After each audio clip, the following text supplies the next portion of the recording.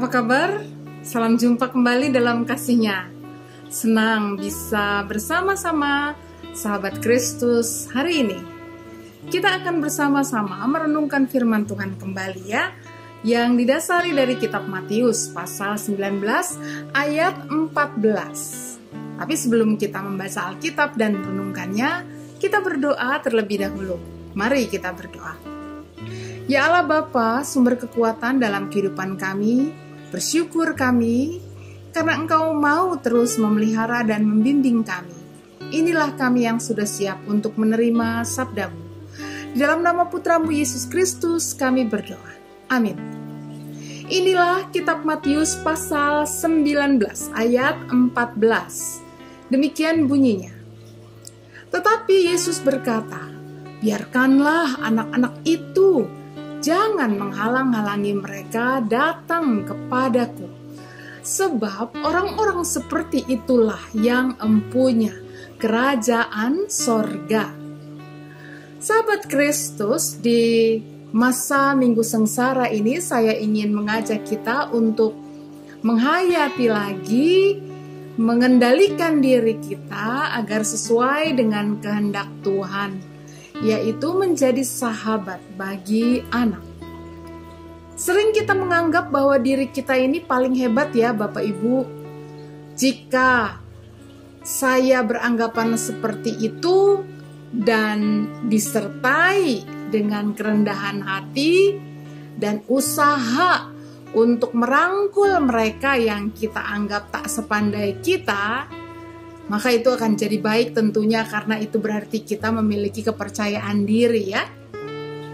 Tetapi seringkali terjadi bahwa kita terlalu memandang diri begitu tingginya sehingga menjadi sombong, lalu mereka yang lain kita anggap rendah dan hina.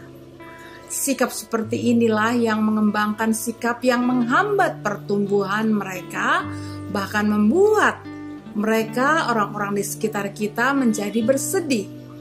Nah, bayangkanlah seorang anak yang dengan antusias, penuh keinginan untuk bereksplorasi, dengan penuh kejujuran dan dengan ketulusannya, lalu dihambat, dihina, dan malah diberikan informasi yang keliru karena itu kesombongan kita.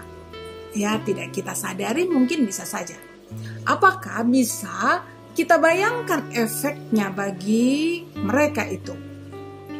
Mereka bisa saja tumbuh dengan bentuk dan cara yang salah ya.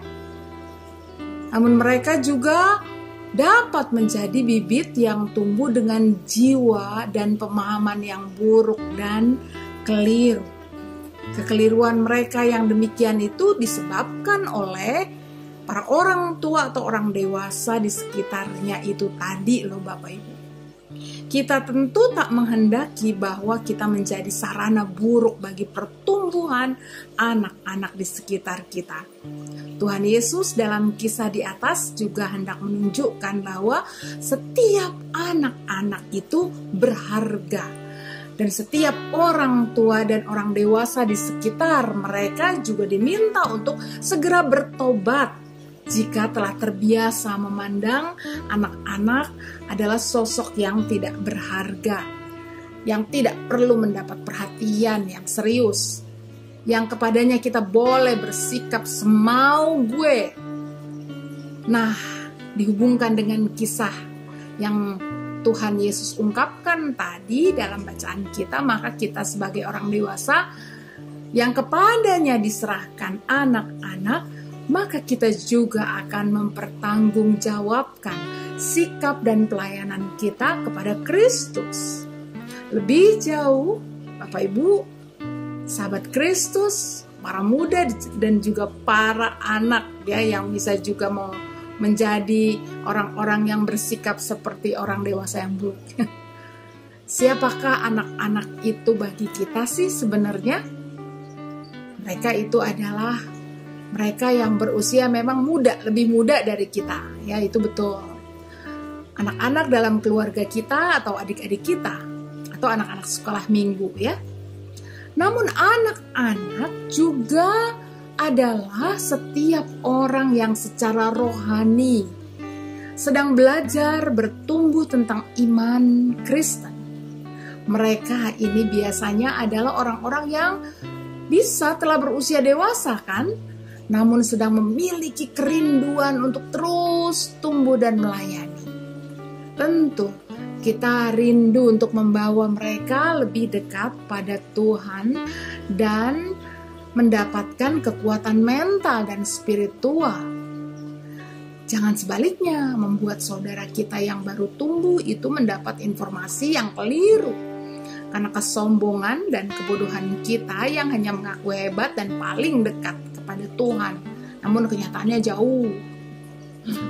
Sikap seperti itu hanya menjauhkan anak-anak itu datang pada Tuhan.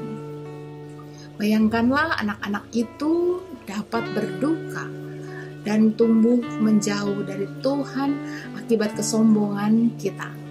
Malahan Tuhan Yesus berkata pula kan dalam Matius 18 ayat 6, tetapi barang siapa menyesatkan salah seorang dari anak-anak ini lebih baik daripadanya diikatkan dan seterusnya, ditenggelamkan di laut dan seterusnya.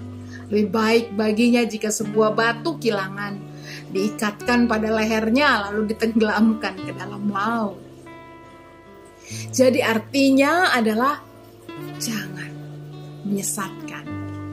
Apalagi untuk mereka yang baru bertobat atau anak-anak tadi. Tuhan Yesus sangat membenci sikap yang tak mengasihi anak-anak dan anak-anak. Nah, saudaraku, jadi marilah kita selalu ingat bahwa setiap kita orang-orang percaya terpanggil terus untuk menyampaikan berita damai sejahtera, terlebih kepada anak-anak dan anak-anak. Dan mulai saat ini dan seterusnya, kita seharusnya mengasihi anak-anak, tidak membenci mereka, dan selalu berpihak untuk mengasihi dan mengajak mereka untuk menyembah dan datang kepada Tuhan.